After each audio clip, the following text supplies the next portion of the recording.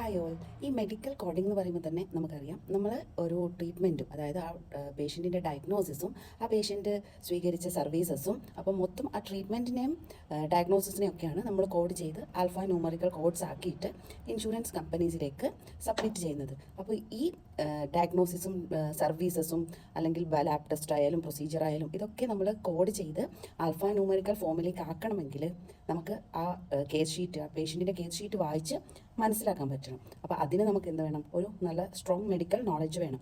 അത് നിങ്ങൾക്ക് പഠിച്ചുണ്ടാക്കാവുന്ന കാര്യമുള്ളൂ. മെയിനായിട്ട് നമ്മൾ അറിയേണ്ടത് ഹ്യൂമൻ അനാറ്റമി, ഫിസിയോളജി, പിന്നെ അതർ മെഡിക്കൽ ടെർമിനോളജീസും ഒക്കെയാണ്. ഹ്യൂമൻ അനാറ്റമി എന്ന് പറയുമ്പോൾ മൊത്തം ഹ്യൂമൻ ബോഡിയുടെ സ്ട്രക്ചർ, അതിൽ ഹെഡ് ടു ഫുട്ട് ഏതൊക്കെ ഓർഗൻസ് ഉണ്ട്, ലൈക്ക് പിന്നെ അതല്ലാതെ തന്നെ നമുക്ക് ഫിസിയോളജി കൂടെ അറിയണം. ഫിസിയോളജി എന്ന് പറയുമ്പോൾ ഹ്യൂമൻ ബോഡിയിൽ ഓരോ ഫങ്ഷൻസും നമ്മൾ എന്താണെന്ന് അറിയണം. അതായത് ഓരോ സിസ്റ്റംസ്, ഇപ്പോൾ ഡൈജസ്റ്റീവ് സിസ്റ്റം ആയാലും റീനൽ സിസ്റ്റം ആയാലും സർക്കുലേറ്ററി സിസ്റ്റം ആയാലും, അത് ഓരോന്നിൻ്റെയും ഫങ്ഷൻസിനെ കുറിച്ച് പഠിക്കുന്നതാണ് ഹ്യൂമൻ ഫിസിയോളജി. സ്ട്രക്ചർ പഠിക്കുന്നതാണ് ഹ്യൂമൻ അനാറ്റമി. അപ്പോൾ ഈ രണ്ടിലും ഒരു ബേസിക് നോളജ് ഉണ്ടാവണം. അത് നമുക്ക് എക്സാമിനും CPC എക്സാമിനും ചോദിക്കാറുണ്ട്. പിന്നെ മെഡിക്കൽ ടെർമിനോളജീസ്, കാരണം ഓരോ ഡിസീസസ് തന്നെയാണ് നമ്മൾ കോഡ് ചെയ്യേണ്ടത്.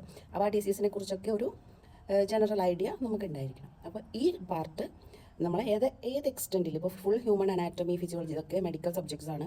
അത് നമുക്ക് ഫുള്ളായിട്ട് 3 months പഠിച്ചു തീർക്കാൻ, അത്ര ഡീപ്പായിട്ട് പഠിച്ചു തീർക്കാനും പറ്റില്ല. അപ്പം ഏത് ലെവലിൽ നമ്മൾ CPC എക്സാമിന് അപ്പിയർ ചെയ്യാൻ വേണ്ടി നമുക്ക് ഈ അനാറ്റമി, ഫിസിയോളജി, അതുപോലെ ബാക്കി മെഡിക്കൽ ടെർമിനോളജീസും ഒക്കെ ഏത് ലെവലിൽ പഠിക്കണമെന്ന് മനസ്സിലാക്കി പഠിച്ചിട്ട് വേണം നമ്മൾ എക്സാമിന് അപ്പിയർ ചെയ്യാൻ വേണ്ടിയിട്ട്.